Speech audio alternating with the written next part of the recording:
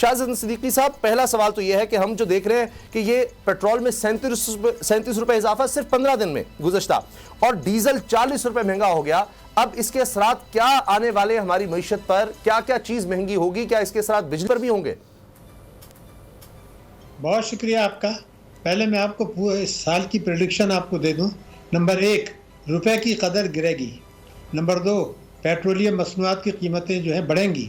Number 3، بجلی کے نرخ بڑھیں گے، تجارتی خسارہ بڑھے گا، امپورٹس کا حجم بڑھے گا، جاری حسابات کا حجم بڑھے گا، مہنگائی کی شرح اونچی رہے گی، معیشت کی شرح نمو سست رہے گی، غربت بے روزگاری اور بے روزگاری میں اضافہ ہوگا، مہنگائی کی شرح اونچی رہے گی۔ اگر نگراں حکومت ان میں سے کسی ایک چیز کو ڈینائی کر دیں تو مجھے بے انتہا خوشی ہوگی۔ نمبر 1، پہلا میں یہ چاہتا ہوں کہ جو 30 جون کا بجٹ آیا، جون کا جو بجٹ آیا تھا جون 2022 میں، اس میں یہ کہا گیا تھا کہ 3000 ارب روپیہ سالانہ ٹیکس کی چوری ہو رہی ہے۔ یہ مفتیٰ اسماعیل نے پیش کیا تھا، ہم اس کو روک کے آمدنی بڑھا کے عوام کو دیں گے۔ اب بعد میں وہ فگر آ گئی 4000 ارب، انہوں نے تو روکا نہیں۔ اس کے لیے نہ قانون کی ضرورت ہے نہ کچھ اور کی ضرورت ہے۔ نگراں حکومت کو چاہیے کہ ایک سینئر آدمی بٹھا دیں پرائم منسٹر ہاؤس میں، اور اس کا کام یہ ہوگا کہ ایف بی آر کے ساتھ مل کے وہ تمام اثاثوں کی تفصیلات جو چوری کے پیسے کے ہیں، جو ملک کے اندر موجود ہیں، جس کے لیے نہ عدالت میں جانے کی ضرورت ہے، قانون موجود ہے، اس سے وہ ریکوری چوروں سے وصول کریں جو اثاثے پاکستان میں ہیں۔ تو کوئی 1100 ارب روپیہ تو آپ کو اثاثوں سے مل سکتا ہے جن کی تفصیل حکومت کے پاس ہے، اور تقریباً 3000 ارب روپیہ اور مل سکتا ہے۔ اگر وہ یہ نہیں کرتے تو قوم کے ساتھ ظلم کریں گے۔ پھر وہ اگر یہ کر لیں تو پھر وہ IMF کے پاس جائیں کہ جناب پچھلی حکومت نے آپ سے وعدہ کیا تھا کہ ہم پیٹرولیم لیوی بڑھائیں گے، بجلی کے نرخ بڑھائیں گے، آمدنی ہم نے یہ آمدنی کر دی، تو آپ کم سے کم آئندہ اجازت دیں کہ ہم پیٹرول کے نرخ نہ بڑھائیں۔ لیکن پہلے ان کو یہ کام دکھانا پڑے گا۔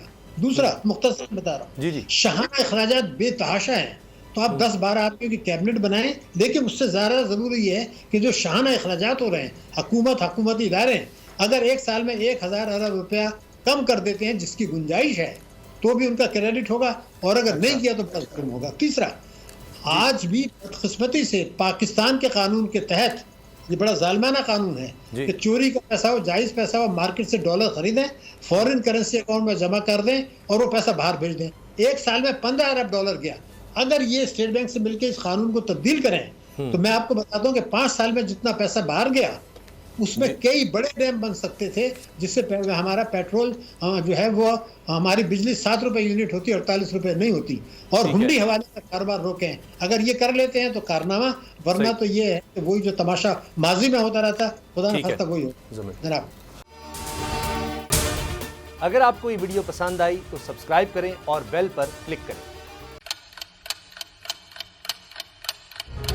آپ لوگ اس ملک پاکستان میں آزاد ہیں۔ صحافتی اصولوں پر کاربند بول نیوز نے رکھی روایت برقرار۔ بول نیوز کی جانب سے دیکھنے والوں کو یوم آزادی کی بے حد مبارکباد۔ ملک بھر سے جشن آزادی کی تقریبات بول نے دکھائی اپنی سکرین پر۔ پاکستان کے 76ویں یوم آزادی کا جشن بول نے سنائی پاکستان زندہ باد کے نعروں کی گونج۔ بول کی سب سے بڑی ٹرانسمیشن میں پاکستان کا نام روشن کرنے والوں نے دیے قوم کو پیغامات۔ بے پناہ مشکلات کا سامنا کر کے اس ملک کو حاصل کیا۔ آزاد قوموں کو بہت سی قربانیاں دینی پڑتی ہیں۔ 76 واریوں میں آزادی کا دن جوش و خروش کے ساتھ منایا، کیونکہ زندہ باد پاکستان یہ ہے بول کی پہچان۔ سبسکرائب کریں اور بیل دبائیں تاکہ کوئی خبر رہ نہ جائے۔